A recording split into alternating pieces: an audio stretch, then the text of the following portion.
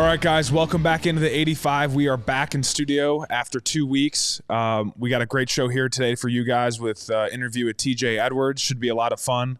I walked in today and Bragg said he's willing to donate his hamstring to Kyler Gordon to get to full strength. So we got a lot of people that are invested in winning this week, which is big-time stuff. So we're excited for the week to come. Should be a lot of good stuff here. Adam, how are we doing after the bye week? First of all, nobody wants those hamstrings. Okay, I didn't think so, but I at least had to put it out there. I think an injured hamstring for Kyler Gordon is better than whatever Greg has going on there. No, things are great. Good to be back after the bye week. Always refreshed. And, of course, the 85 is brought to you by Ankin Law. If you've been injured, Ankin Law is here to help. Call 312-6-MILLION. Injury law made personal. That's Ankin Law.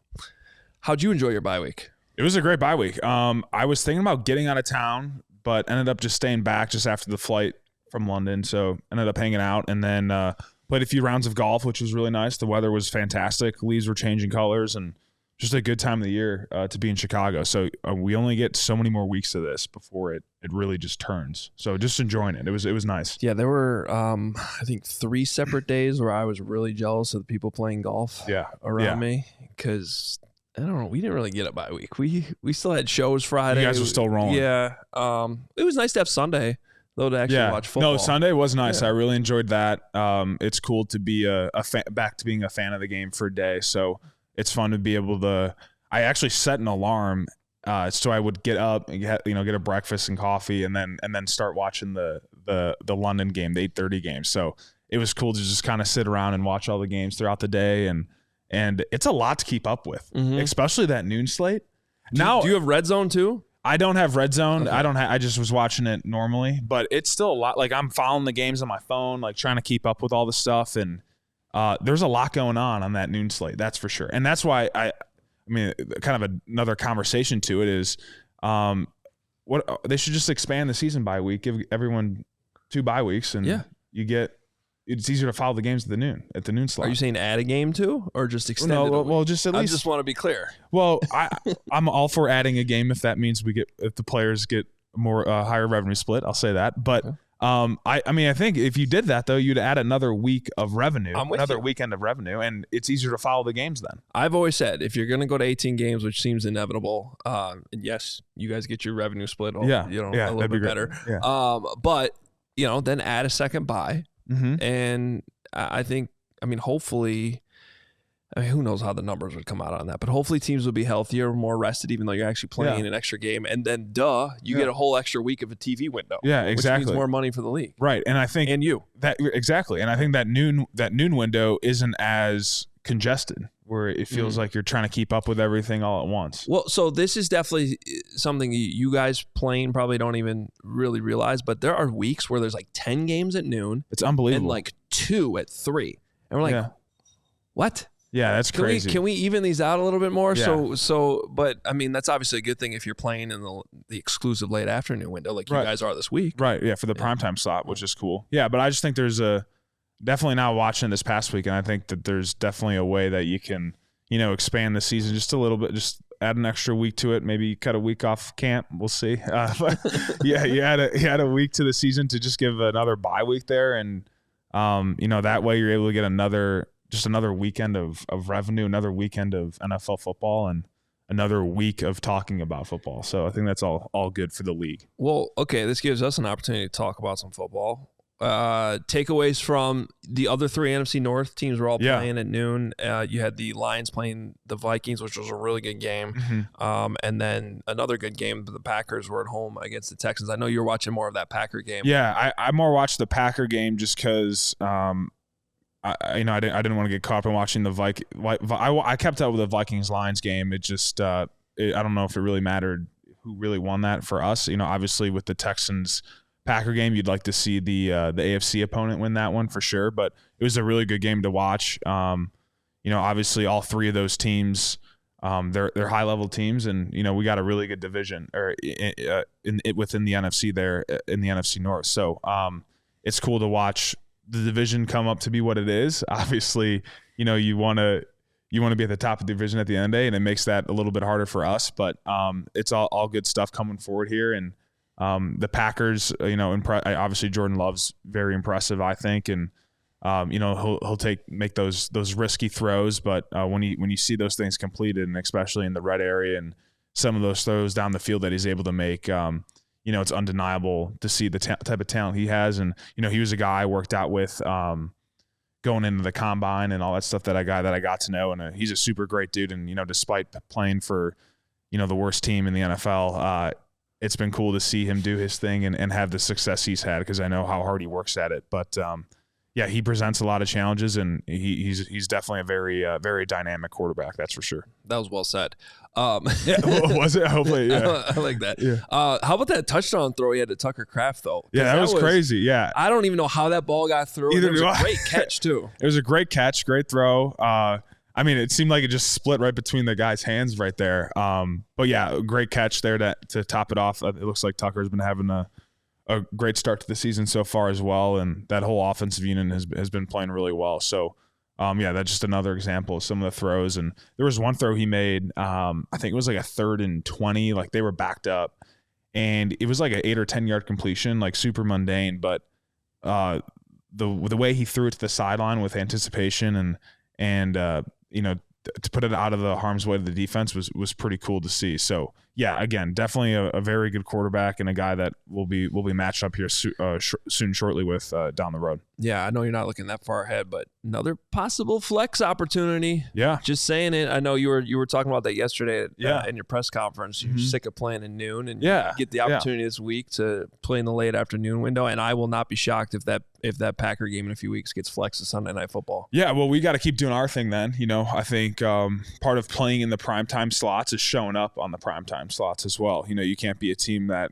when you get a primetime game, whether it's a good slot on the 3 o'clock window, or if it's the Sunday night or Monday Night Football games, is you got to show up and play well. And when you're able to provide that type of entertainment to the fans and to the nation, then you're gonna get put on more of those games. So definitely a real possibility if we continue to do what we're doing. But obviously the big focus this week is on Washington, and we're excited for that challenge ahead. Do you know that if the season ended right now, which is obviously not the case, but if it did, I love these. All 4 NFC North teams would be in the playoffs? So that's a possibility for that to actually happen. Yeah, it would be the first time ever since they went to 7 teams. Yeah. Well, that's pretty cool. It just kind of shows you where our division's at right now, and the type of talent that we have across the division. So it's cool to see, and I think there'll be a lot of cool matchups here down the road. So it'll be cool as the season progresses. And I think what people got to keep in mind is what's so interesting about the NFL season is the team that you have week 1 is not the same team that you'll have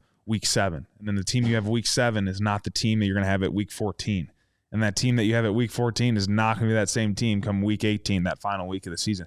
It's just so you're playing such different teams throughout the season just because of injuries, the way the dynamics of the team shift in terms of how you improve. I even look at us from week 1 to now, how we've improved offensively in areas, and there's ebbs and flows to it. So that plays a factor in it as well. And then it's hard not, and especially in our division, don't underestimate the importance of weather and where weather comes in. And obviously Minnesota and Detroit, those are 2 dome teams. So for them, if they got to play us later in the season when it might be a little cold out, like that's different for them. They're not used to those type of environments, and those all play into effect here as we get the season going. I'm glad you just brought this up, because I've always wanted to ask you this question.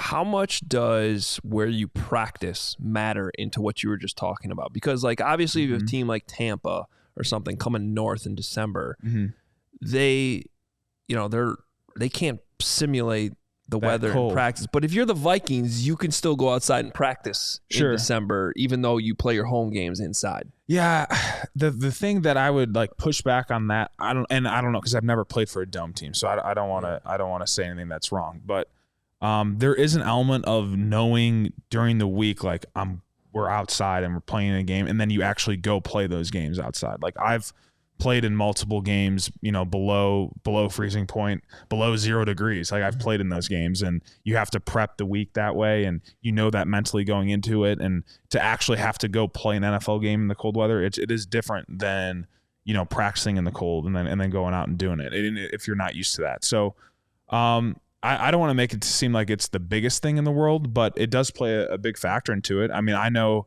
if we reverse the roles with the Tampa example, there is when I don't care how hot it is during camp up here. When we go down there in September, that humidity is different. It is different, and you're not used to playing in that type of heat and that type of humidity. And they always seem to design the stadium in a way that only your sideline's in the sun. Yeah, it gets all the sun there. That's smart. the thing they did in Miami, which is brilliant. Yeah, it's smart. Yeah. So, but that humidity and that type of feel, especially down south in the heat, that's very real.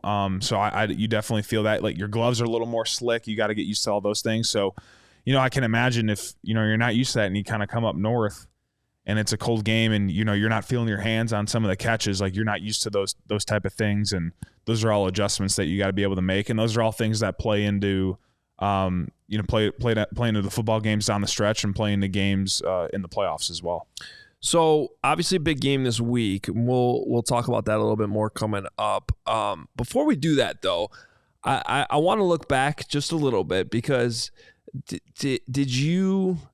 was it cool kind of having your bye after what happened in London, and just kind of like, because you guys are so programmed, you get 24 hours next game. Sure. And you actually had a week to kind of chill out, maybe soak in what happened in London. Yeah. Because I'm kind of curious where that touchdown you scored, the first touchdown, where it was a sweet play to begin with, faking two screens, going up the seam, then running over two guys, then having the long snap. Where's that rank like in your career touchdowns? Yeah, wow. I never really thought of it like that. I mean, it's up there for sure, just because of the whole element of being in London. Obviously, the play itself is a super cool type of play call, and then be able to run a guy over, finish in the end zone, and then on top of that, having to go snap the football for the extra point, which is so wild that I did that. It definitely plays into it. So it's up there for sure, and. You obviously always want to have touchdowns too when you're winning the football games. It helps you. When you look at your touchdown ball from that game, you look on it a little bit more fondly. So, it was up there for sure, and it was really cool. And kind of like you're saying with the bye week, you do. There's a couple more days of kind of soaking it in and whatnot. I will say by Wednesday or Thursday, you're kind of ready to just move on to the next and get going with it all. But it was cool to kind of have that time to soak it all in after London and kind of get back on our feet, coming back from across the pond. Yeah, well, I know even just for those of us that were there, I think our minds were still sort of in London a lot last week. Yeah, for sure. It was such a cool trip. Obviously, well, that's why it's also so important to get that win like that coming off before the bye, just so you feel good going into the bye week and then going into, because that's a 2-week thing, a full 2 weeks of kind of feeling that energy going into your next game. So it's definitely big to get that win before the bye. Oh yeah, because I remember covering Bears teams that went in the bye in a 3-game losing streak or something that's like tough. that, and it just doesn't feel good. I remember that too. Yeah. You're actually I remember that one too. That does not feel good. So it's definitely much better to be on the other end of it. That's for sure. Cool. I got a question for you. Yeah. Did you feel a little bit more juiced up being in London? I noticed you were the first player out of the tunnel. Mm-hmm. And then when you guys were in victory formation, I also saw you amping up the crowd a little bit, raising your arms. Was there a little extra just being there? I feel like it was weird. The whole week, you're getting adjusted to the time. And it for me, whenever I go, or the 2 times I've gone over there, it's taken me 2 or 3 days to get fully adjusted to that time slot. Whereas coming back, I don't have as much of an issue. But getting over there, I think it really took me till Friday to feel like, all right, I'm feeling good. And then Saturday morning, I woke up and I felt great. And I felt, ready to go. And then Sunday, being able to sleep in, I slept in a little bit. The 2:30 start there, that was the time there for us. So it was a 2:30 start there. And just amped, ready to go. My body felt great going into the game, which was awesome. And you don't really know that going into the week how your body will necessarily feel, especially with all that travel that we had to do. And my body felt great, and the energy inside the stadium was also just awesome. So just feeding off that as well. So I had a lot of energy going into it, and it was cool to feel that good going into a game like that. One of my favorite things about football is that how nobody can seem to come to a consensus on the time change, travel, whatever it is. On like what's right and like what's not. right, what's not. I saw a clip. So obviously Indiana's having an insane season right now. Sure, Kurt Signetti is that coach is a beast. He's unbelievable. Yeah, okay, that was another thing on Saturday. Like, he's a beast. Yeah, no, okay. So keep going. I saw he was I want to say he was on McAfee's show, and he was his whole thing is he likes, so for road games, he's like, we show up at 8 p.m., we have dinner, we go to bed, we wake up, we play the game, we kick their ass, and we come home. Yeah, love that. And I'm like, whereas like other coaches are like, he even said, he's like, yeah, my sports science guys are telling me like we should get there early and get adjusted and all this stuff. I'm like, no, let's just show up late, go to bed, wake up, play football, go home. I do kind of like that. Now, maybe it depends on how long the flight is, you know, for that in that regard. Well, he was talking about it, I believe, in the context of, did they go out to Oregon State a few weeks ago? Because everybody in the Big Ten now has to go west for a trip. See, but it is easier going west. Yeah, I would say, I agree. Because you gain the hours back. I would say a west team coming east would be very difficult to do that. But I don't mind that. I mean, shoot, you go out west. You go to whatever time, say it's 7 p.m. there. It's really 9, 10 o'clock here over East Coast Central Time. But yeah, I wouldn't mind that at all. I think that's a good mindset. We always used in college. We did, and it wasn't wrong because I think I lost a total of 5 games when I was there in 3 years. So by no means was this the wrong schedule. But we would have on Fridays before the Saturday game. We would do our walkthrough. We would do like our we'd go to the Basilica at Notre Dame, and then you'd go to the hotel.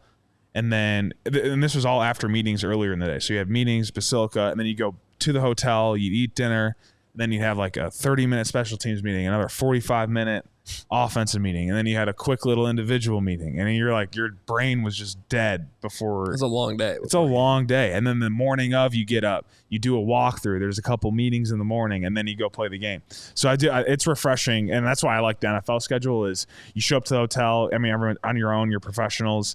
You can get a bite to eat somewhere, and then you wake up in the morning, you go play the game, and then that's it. So yeah, I think I definitely like that type of avenue towards it. I almost feel like you guys don't even need the hotel in the NFL. Yeah, I would say for me, I mean, for us though, it's so tough just being most of the guys. It's probably nice to wake north. Up and just be close to the stadium. Yeah, like I couldn't imagine. You definitely shouldn't be in a car for over an hour going to a game in the morning. So I definitely think the hotel's needed for at least for us here. I mean, I'm sure there's some cities where you could get away with that. And I think there's. Do some teams not use a hotel the night before, or is that? I have heard of other teams that at home that allow a lot of veterans to just stay home and they can sleep at their place for the night before. But yeah, no, there's definitely a lot of ways to go about it. I mean, that was the thing. I was talking to some guys. Some guys didn't like it, how we did it. I think they would have rather have gone later in the week. I know some guys were a little homesick, and that plays into it as well. But I think for me personally, I thought that was the best way to go about it. And you get the mix of, you're going to see London. You get the whole time during the week. I think you get to spend a lot of good time with your teammates in the city and whatnot. And then obviously I had some family coming as well, and being able to hang out with them in London was cool too. So I thought that was the way to do it, but I'm sure there's differing opinions everywhere on it. Well, it was a great week. I know we all enjoyed it. The support was incredible. I know people watching this show loved, that you came down to the hotel. Yeah. We knocked out an episode, and then cool. To have Patrick Manley on last week to talk about the long that was funny. That was great. Fantastic too. So we'll keep it rolling too into an exciting game against Washington this week. We'll talk more about that coming up. But tell us a little bit about a guest we got coming up. Yeah. So TJ Edwards coming in, a local hometown hero type, which is great. So TJ from Lakes, and obviously went to go play on in Wisconsin, and then went to Philly for a couple years, and now here over in Chicago. So great interview here with TJ. Hope you guys enjoy it. And before we get to TJ Edwards, first, a word from a couple of our sponsors. For over 25 years, Ankin Law has helped thousands of clients in Chicago and across Illinois get the compensation they deserve for their injuries. Auto, truck, rideshare, medical mistakes. Ankin Law is here to help and is one of the largest filers of workers' compensation cases in the state. And when it comes to commercials, Ankin Law has been aligned with Chicago sports for over a decade, especially local Chicago athletes such as Ayo Dosunmu, Nicky Lopez, Chris Chelios, and needless to say, number 85, Cole Kmet. Call 312-6-million. Injury law made personal. That's Ankin Law. And the 85 is also brought to you by Circa Sportsbook. Whether it's pro or college, the app to bet football is Circa Sports Illinois. Circa Sports, it's sports betting the way it should be. Circa Sports Illinois has high betting limits, low holds, and exceptional customer service. Bet on all your favorite teams in every game this season. Spreads, props, futures, or in-game, Circa Sports has it. Fund and bet like a pro from anywhere, anytime in Illinois. Download your new bookie today at circasports.com. Must be 21 or older. Gambling problem? Call 1-800-GAMBLER. All right, guys, welcome into the podcast. TJ Edwards, my fellow captain, fellow Chicago hometown guy. TJ, how we doing? How was the bye week? How'd that all treat you? We're good, man. Kind of just hung out around here. I feel like, as you know, this time of the year in Chicago is one of those times where it's cool to be around just because, all the trees and, it's like perfect weather conditions. So it's hard for me to leave, to be honest with you. As you know, we got some golf in a little bit too. It was fun. It was fun to be out there. Could have played better, but it was fun to be out there for sure. Yeah, I hadn't played in a while, honestly, since before camp. So it was good just to get out and play. But I felt the same way as you in terms of coming back after London. And I was like, do I get on a flight and go somewhere? 100%. But the weather outlook for the week looked really nice, so I ended up hanging around.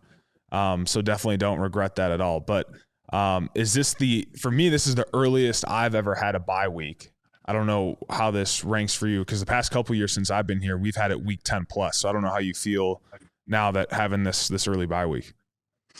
Yeah, I think honestly, this is probably my earliest one too. But I think with us coming in a little earlier for camp and having those, extra couple of days of camp, I feel like it's kind of the perfect time, especially after London too. I'm gonna be honest, I think going into a normal game prep week after that London game that'd have been tough. I'm gonna be honest with you. So that'd have been brutal. So I think it's probably perfect time for us. We got that little Thursday night Thursday Thanksgiving game coming up too. So you get a little extra mini bye, but yeah, I think the schedule works out well just because we went the 6 weeks. Obviously we had to report early, which made it seem like we've been doing this forever now. But we get here, we do the first 6 weeks. You get the bye week after the Europe trip, and now we go another 6 until we get the Thursday Thanksgiving game. And then I think we play another month or so, 3 or 4 weeks, and we get another Thursday game, and then a little mini bye before the last game of the season, which is kind of nice. So, it'll be interesting to see. I'll kind of have my full thoughts on it once we actually finish the season in terms to see, where my body's at and all that. But 100%. We'll see where it goes. But I also wanted to, kind of get into you and your background. What's funny that some people don't know is I went to my first St. Viator high school football game was against Lakes. Is that right? It's Lakes High School. Yep. Lakes High School for a playoff game. And you know who the quarterback was? It was TJ Edwards. So how are you now a middle linebacker or a linebacker in the NFL when you were a quarterback at Lakes High School? Yeah. I actually remember that game too. It was, I don't know, it was maybe second round of the playoffs or whatever. And we're a small school, right? And I know you guys probably had to travel some ways, so we're a small school and we're getting ready pregame, and then these coach buses roll up. I'm like, all right, what is going on right here? And Viator walks out of the buses. I'm like, all right, this is gonna be interesting. I ended up winning that game though, so I'm 1-0 against Viator, so I'm good. But yeah, no, I feel like I played quarterback, honestly, my whole high school career. I played 3 or 4 games of safety my senior year, just to kind of see. And, I think I didn't get a single offer for quarterback, so I'm assuming, I was good, but not great. But it ended up just kind of working out that way. I only really had one school, Toledo, that offered me an offensive side of the ball, and it was like a slot receiver, and I was like, I don't really know if that's my skill set. But no, I ended up, going to Wisconsin from day one. I was an inside linebacker, but It was kind of a wild transition, I think, at first, but I think, football is football. And when you're playing quarterback, you kind of understand the game, I think, a little bit more, especially in high school. And it was easy for me to kind of translate that to just being in the middle on defense. But I redshirted that first year and then kind of got to really understand, my game in a way, and kind of took off from there. So how did it work out for you coming out of college, going into the pros? I know that, you weren't the highest drafted guy. So how did that all pan out in terms of, that wasn't supposed to be a shot or anything. Just people understand your pathway to the NFL, how'd that all work out? No, for sure. I think I had a pretty good college career, I'd say, in terms of statistics and accolades and all that. I definitely thought I was going to be a middle of the draft guy just because I knew I wasn't going to test super well. And I ended up falling all the way out, and Philly came in and picked me up, as soon as the draft ended and all that. But honestly, for me, I knew it was going to be a situation where I just wanted to get to a team and, I'd make something work. I feel going into that whole process, it was kind of a thing to where, I'm glad we don't play the game in t-shirt and shorts, because I think that's just such a weird thing to me that's a huge basis on, where guys go, and it's wild. It's wild to me. But yeah, I ended up going to Philly, and, I was probably 8th on the depth chart when I came in, and honestly, I was a teamer from day one. The special teams coach brought me in his office, and he was his name is Dave Phipp, special teams coach for the Lions. Actually, he was I'll never forget this. It was my 3rd day or 4th day there. He was you want to be a linebacker in this league, right? I was I mean, yeah, absolutely. He's so do you think you can start right now? I was I mean, I'd like to. He's I'm gonna tell you right now, you're not gonna start right now. So you better make the team on special teams if you wanna be here. I was all right, sounds good. But you need to hear that, right? Coming in here, there's so many guys that I feel come in and be I'm not starting, yada yada. Maybe it's not for me, but it's you just gotta find your way in. And he was able to do that for me, and it worked out from there. So, and what did you learn while you're in your time in Philly? I know obviously you went to a Super Bowl, so you got to be kind of part of that deal. But what was it like to be around all those type of veterans and learn from that type of group?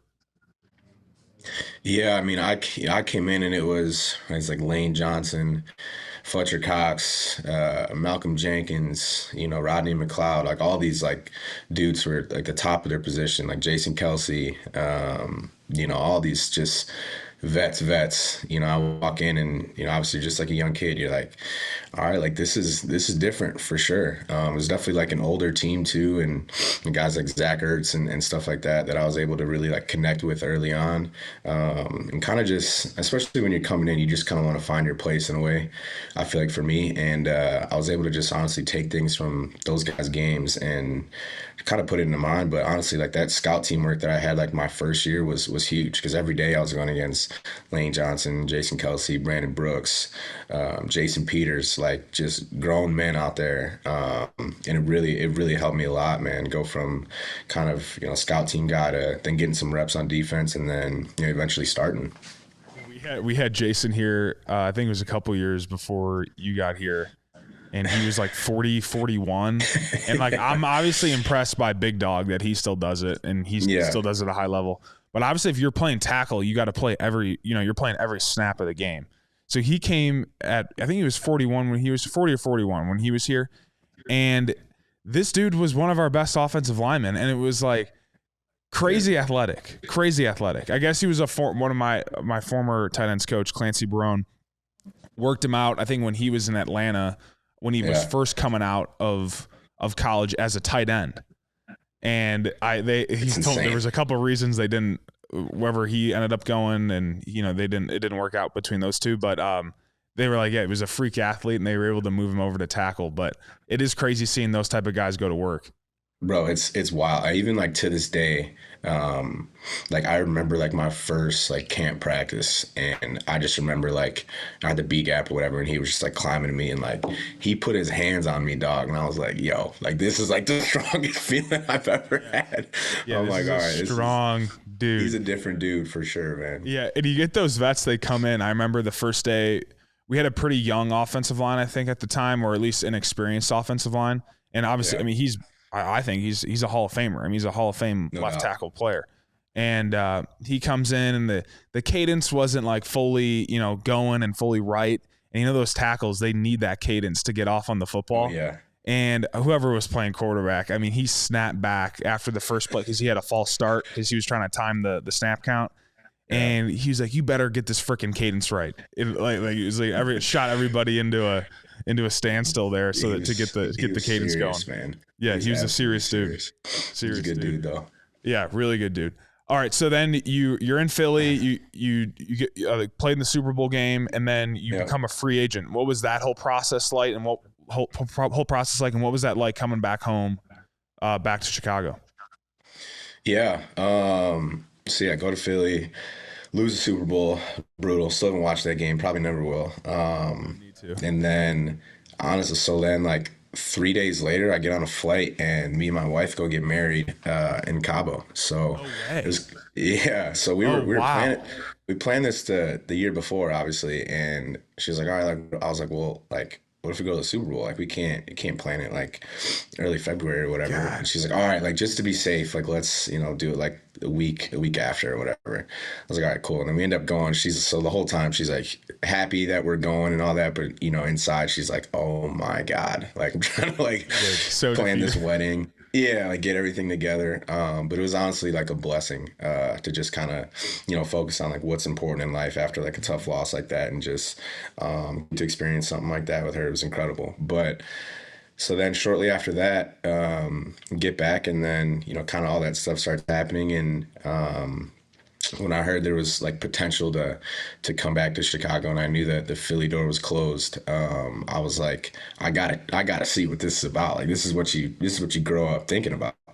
And so being able to, honestly just get on the phone once it was kind of like a done deal, and get all my bearings together that I was coming here, I was pumped, man. As you know, like coming back to Chicago, there's no better feeling for me, honestly. And no, it worked out. It did. No, it's a great city and great place to be. And, obviously we're building a really cool thing here, I think. And it's been a lot of fun. So last thing for me, I know how important it was for me this year to be elected as a captain, as a hometown guy. If you kind of talk about what that has meant to you and what that's been like to you to be a captain for the Chicago Bears.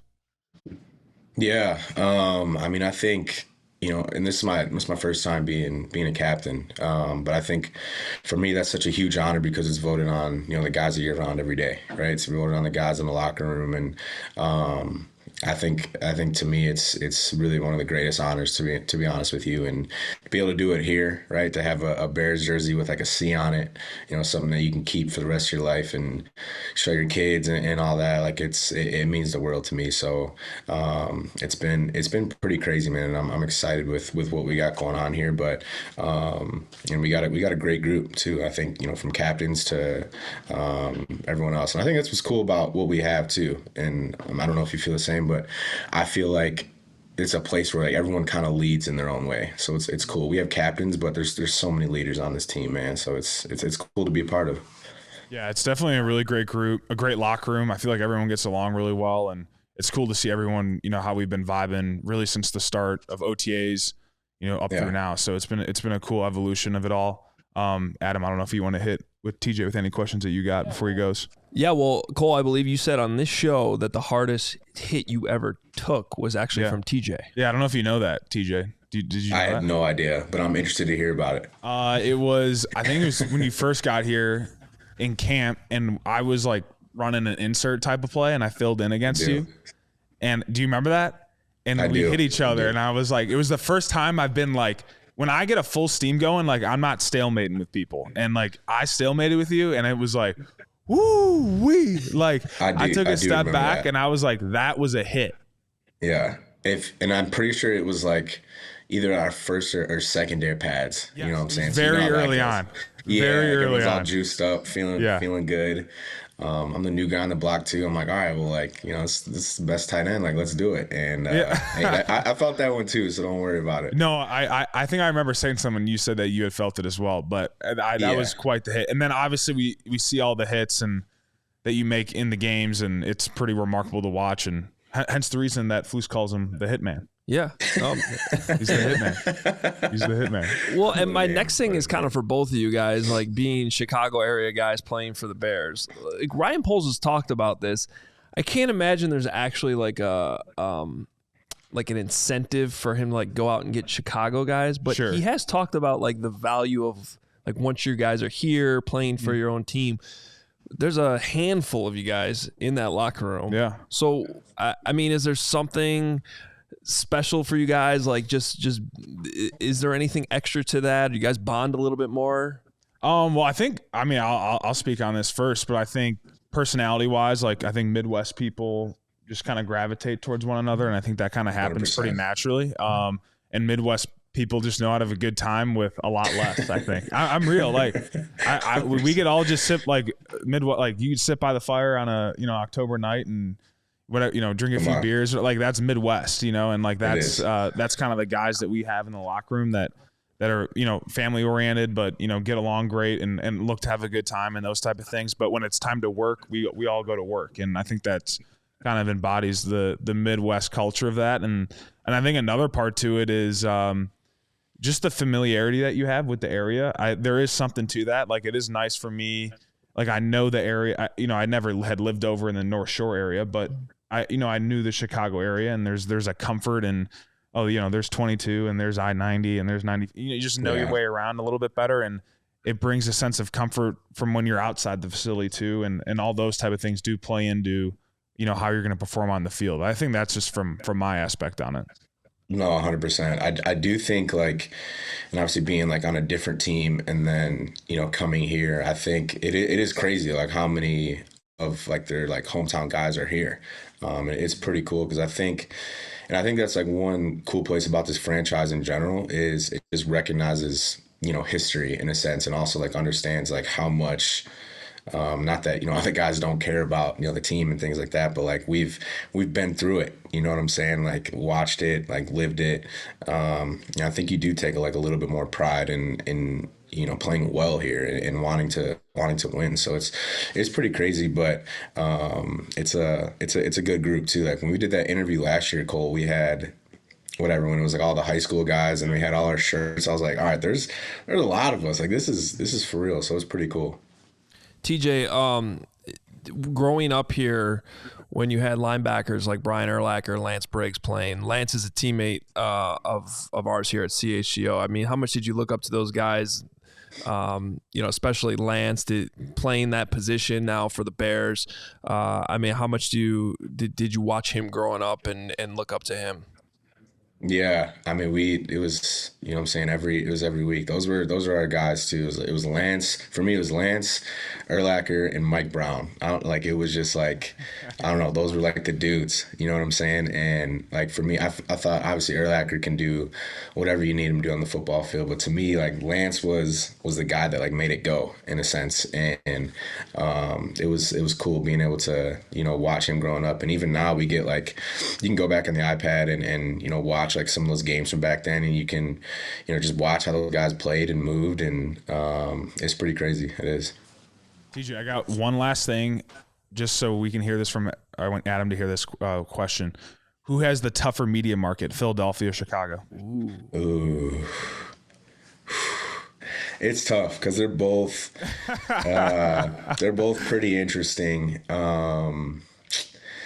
I mean, I think for me, like growing up, like my dad was listening to sports radio, like he was listening to all that. I would say, and obviously I think it gets to you if you let it get to you, but I think Chicago is more of I think Chicago's more personal with it at times, and I think Philly is just like they just want to, they're kind of crazy, but they just want to win. So I think they're both different in their own way, but both equally as intense, if that makes sense. Both equally as intense and as crazy. Correct. It's good to hear. No, I'm kidding. We're all just messing around. Well, do you have any good stories though about the Philly fans? I mean, it's similar to here, right? Like they're super passionate. Like every single game is dead serious. So Tarpy's walking by right now. Tarpy, yep. Hey Tarp. and I'll tell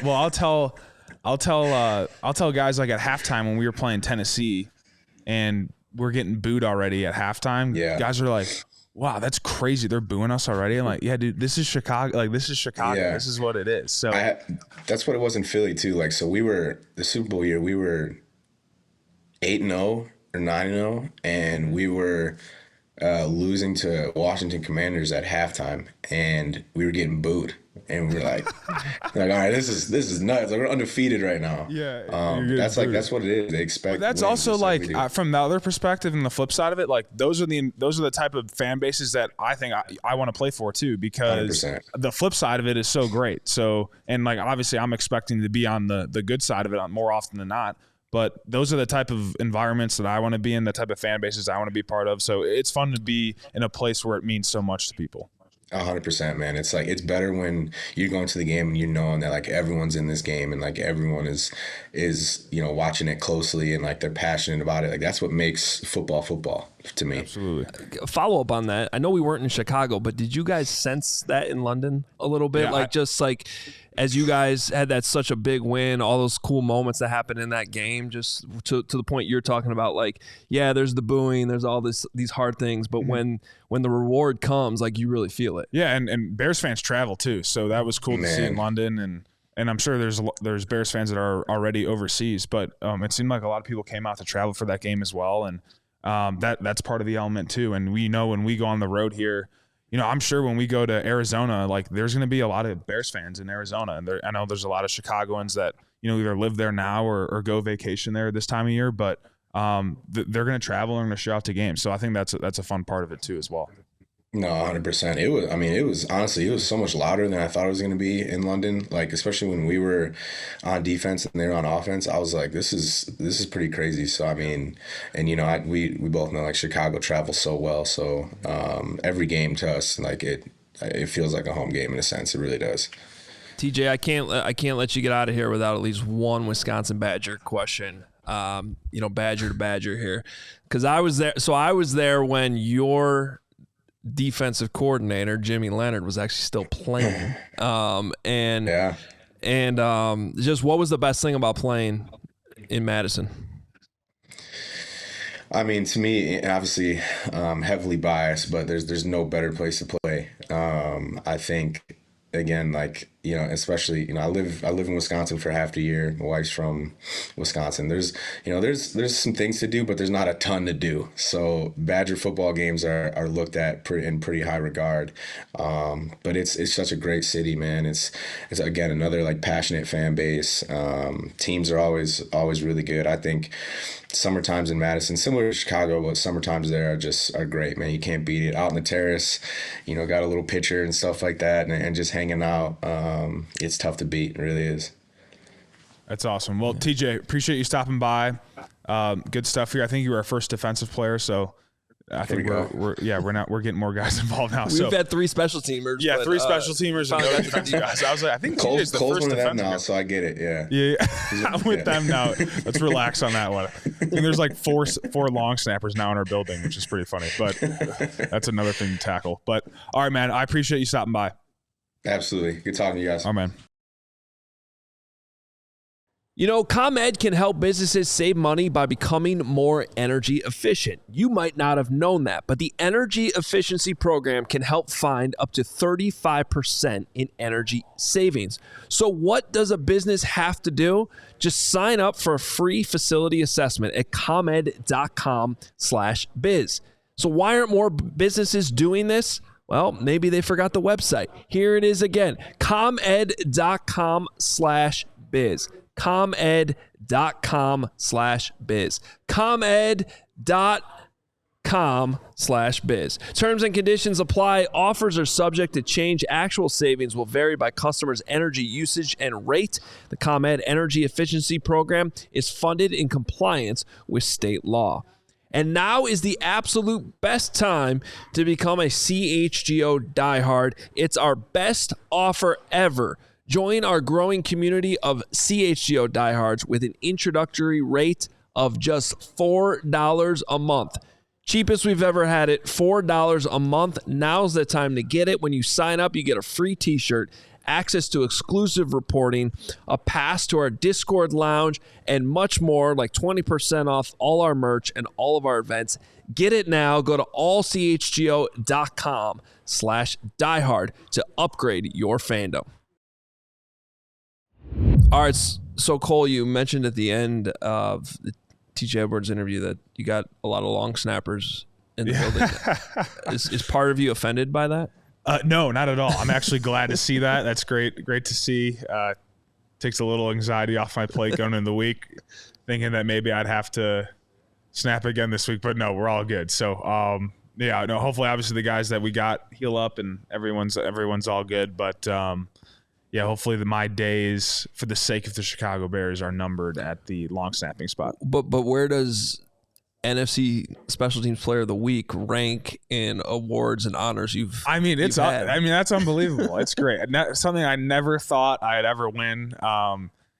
And I said this yesterday. I'm sure there's a lot of pissed off long snappers around the league, but hey, man, I don't give the award out. I just do what I got to do, and if they're gonna give me an award, so be it. So, maybe it helps put more long snappers on the map now. So for that award. So now that I broke that barrier, I guess you could say. I'm thinking you got teammates now that are like, "Wait, I want to be the emergency long snapper." No way. I can guarantee you not. No one wants to be doing that. I'm just picturing like some long-time long snappers just at home last week being like, "What the fuck, man? Like 3 of those snaps weren't even that good." Yeah.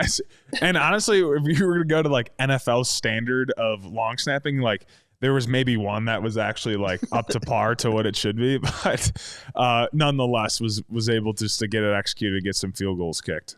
Well, it was that's all fun, and hopefully it's behind you. Yeah, hopefully that part of your. But career hey, I always tell HT, hey man, if you need anything, just let me know. Like in the game, whether it's punt, the long snapping, whatever it is. Like I've done all those things before, and carefully, he's going to have you holding next week. Shoot, that'd be crazy. I might call fire just to throw something down the field then. That would be awesome. All right, let's transition a little bit to this big game coming up. It is pretty much the game of the week in the late afternoon window. Yeah. The fun matchup, and of course, I think we can all acknowledge this, the Caleb Williams versus Jaden Daniels, a big reason why this game got flexed, big reason why there's excitement. But we're also talking about 2 good football teams here, too. As we're recording this on Tuesday, we don't really know the status of Jaden Daniels. It's up in the air. Honestly, it's been in my opinion. I mean, yesterday I was thinking, he's going to be fine. He'll play, and now it actually sounds like there's a little bit more doubt about that. So we'll see. I was trying to think of the correct way to ask you this question, but I know like as members of the media, fans or whatever, I would personally I want to see Jaden Daniels play. Sure, I want to see this matchup. I think it's fun. Where do you come at that from a player aspect? Do you always want your opponents to be at full strength, or do you when you see a couple guys are out on Friday on the injury report or whatever, do you kind of look at it like, oh, okay, that should help us a little bit? Like, how do you process that? Yeah, we I'll just be very blunt. Like, we don't want them at full strength. Because that helps us, and our whole thing is just trying to get wins however you can, and however that looks or however that may be, so be it.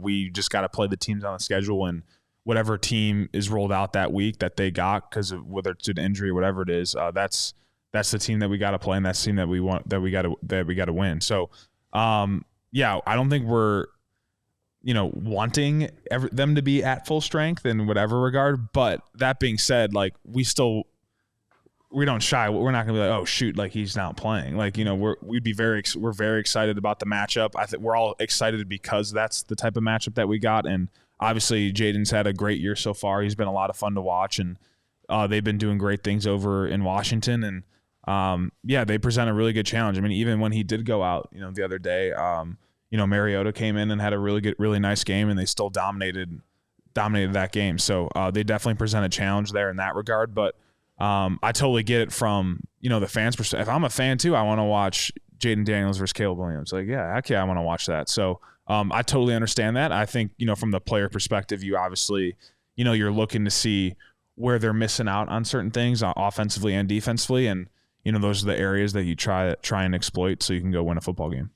Why do you, I don't know how you did have the bye week, so I don't know, it's still early in this week, but how far into like your prep for this you might be, but just why do you think the Commanders, based on what you've been able to see, have been able to have this fast start that they've had, because they've been one of the surprising teams in football so far. Yeah, well, I think obviously Dan Quinn's he's a very good head coach, and he's a Super Bowl coach, a guy that's been in the Super Bowl, so you've seen that before, and he's obviously a defensive guy, and he's been getting those guys right over there, and they present a very good challenge to us, and they're sticky in their coverages, and they got a very good defensive line, despite losing Montez last year, but they still got some dudes up front there, and they're playing very well defensively, and they got a good back end unit that's going to present a lot of challenges for us. So I think we're all excited about that matchup offensively, and obviously for them on the offensive side of the ball, they got a firecracker at quarterback, and he's a guy that can make plays with his legs and do some really, really great things with his arm. And I know a lot of people have been kind of comparing his play style to Lamar, and how he goes about things, and you can definitely see that on tape. So the dude's really explosive at the quarterback position, and I'm sure Flus and the boys are getting dialed in with that in terms of keeping him contained if he is going to be out there. And I know that they're excited about that matchup as well. But they got a lot of good things going offensively and defensively, and which is why that they're in the position they're in right now. Our keys to the game, as always, are presented by Circus Sports. Download the Circus Sports Illinois app at circusports.com/Illinois-app. What are you thinking for this week in Washington? Yeah, well, I think I'll start defensively for our guys. I think it's about legally putting good hits on the quarterback and keeping him contained in the pocket. So that's a big deal. And obviously he's a playmaker, and he becomes a really big threat when he gets outside the pocket there, because he presents the aspect to run or throw when he breaks away from the pocket. So that's going to be a big thing for them. And our defense is always about stopping the run, so that'll be a big thing as well too.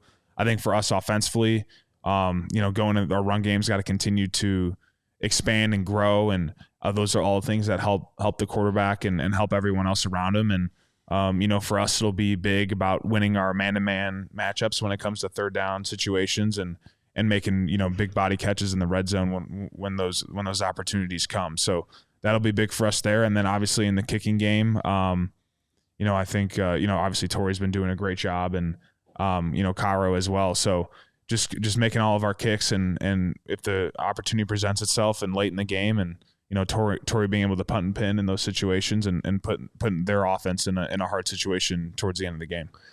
How much do you guys, or I should just ask you, do you pay attention to the broadcasters? Like, I'm not saying do you ever listen? No, I can't stand listening to the broadcast. But do you pay attention to who's calling the game even? Oh, we understand who's actually calling. Like, just for example, like Romo and Jim Nance has called so many Tom Brady games over the years that they became friends. You know what I mean? Right. So when this goes along with getting flex into bigger windows and things like that. You get the higher profile broadcasters at the same time. So at any point does that factor in? Like, oh yeah, Jim Nance and Tony Romo are calling the game this week. That's kind of cool. I think I haven't really thought of it like that. Maybe that plays in more to somebody like Caleb or the quarterback. You're talking about Tom Brady and Nance becoming friends because of that. I think that higher profile position. You maybe feel like that more so than I would. But I mean, it's definitely cool. Like I said, to have, like I've said earlier, to have the primetime slot and to have those two calling the game. That's for sure. I always find it funny. Like, I was listening to a game with the broadcasters, they think they have some sort of impact on the game, which I think is hysterical. I think it was the Minnesota game, and someone was bringing up how many kicks in a row that this kicker had made, and someone's like, "Shh, don't say that." Oh yeah. Dude, the kicker cannot hear you. The announcer jinx. Yeah, but it's I don't know. Maybe people that believe in jinxes or all that, so be it. But I don't necessarily believe in that stuff. But it's just funny that the announcer, one of the other, was thinking, "Oh yeah, I'm actually impacting the kicker here. The kicker can't hear you." Braggs thinks I jinx everything. He yells at me during games. You can't. That doesn't. We don't hear you. We don't hear. I can promise you, I don't hear your voice out in the field. Cole, what I tell him in response is, if I had that much control, the Bears would have 5 Super Bowls in my lifetime. Okay, I would reverse jinx everything. Yeah. And you go 17-0 every year. Exactly. I wish I had that much control. Yeah. Well, that's why I find it funny, all that type of stuff. And now when we watch our film, which is interesting, which it drives me nuts, is we have the sideline view, the offensive view, and then the defensive view. And then the next clip that they've now started putting in is the broadcast view. So they cut out really? They cut out the 15 to 20 seconds of the broadcast view of it. In terms of and so you can hear it. Well, in case we can pick up any of the signals or mic'd calls up stuff. Yeah, mic'd up things, which is interesting. But you get the overlay of the broadcasters, and you hear them say some stuff, and you're like, and this is not Tony Romo or Nant, just whoever in general. Like you hear some things, you're like, what are they saying right now? This is ridiculous. This is ridiculous. Like the big thing last year I thought was funny. After we played the Washington game, we would show some highlights of the game, and the broadcast would come up, and sometimes we'd hear the overlay, and Kirk Herbstreit just kept calling me like the big tight end. Like, and so the whole week everyone was like, what's up, big tight end? All that. It's just like, I don't know. It's just kind of cheesy to listen to it sometimes, but obviously those guys do a great job of promoting the game and doing their thing as well too. Yeah. Obviously, great job. Yeah. That's super interesting, though. I did not know that you guys get the broadcast. Yeah, that was new, and I was like, because I was asking, I'm like, hey, can I get this cut out of my iPad? I really can't stand like flipping through it, and then it's the broadcast, and then I got to flip through it again. So I'm like, now I just filter it out, but and maybe I should be listening to it more just for the signal aspect, but that because I didn't know why we had it on there, and that was the kind of the reasoning, and it makes sense. It makes sense. No, because we heard the Coleman thing caught on mic and those type of like. So if you can catch something like that, obviously anything to help you out while you're out there on the field. Or Andrew Billings doing his move thing. He's pretty good at that. He's really good at it. Yeah, he's hence the reason I think we had like 30 false starts in camp. Yeah, he's very good at it. Very good at it. So it was his fault. Yeah, part of it. Yeah, part of it. He's very good at it. Well, hopefully he keeps that going too. Yeah. All right. Well, I know. Can you feel kind of the buzz building here? Yeah, absolutely. Yeah, I know. We feel it in our locker room. And that now this is like the challenge for us now, because now you have the buzz, you have the energy's up, your momentum's going now after a 3-game win streak. But we got to be able to kind of dial back in coming tomorrow on Wednesday. It's got to feel like a loss on Wednesday. Like you got to make it feel a little uncomfortable in the walkthrough. It's a little tense at practice, and you don't want it to get too crazy on that spectrum, but it's important to kind of have that discomfort going into the week. And at the end of the day, no one's going to care about what's happened the past 6 weeks, 5-6 weeks if you lose this game this upcoming weekend. It kind of goes out the window like that, and that's how this league is. So we just got to kind of keep that perspective going in this week. And again, we're excited about the challenge ahead here, but it's going to be important to dial in for this week of practice. John Fox used to say it's a carnival or a crisis every week. Yep. Yeah, that's the NFL. That's it. I like that. That's pretty accurate. All right. Question for me to end the show? Question for you to end the show. I didn't even think of one. I'm gonna be honest. Oh no, that's all right. We could take a bye week from. All right, I think we're taking a bye week off the question. So I didn't even think of one. That's good. That'll be extra good next week then. Yeah. Well, I'll get a better one for next week. Well, good stuff today, and TJ Edwards representing the defense finally on the 85. Yeah. That was some good stuff. Yeah, TJ Edwards on. We appreciate your guys' views. Again, keep subscribing to the podcast. Our numbers are going up. We need to keep them flowing. So just hit that subscribe button below. Check out the merch too. Check out the merch, subscribe, all those great things. We appreciate you guys. We were back in studio today. Hopefully back in studio again next week after a big win. And we'll see you next time on the 85. And the 85 is powered by Ankin Law, injury law made personal. They're here to help. Visit ankinlaw.com to learn more.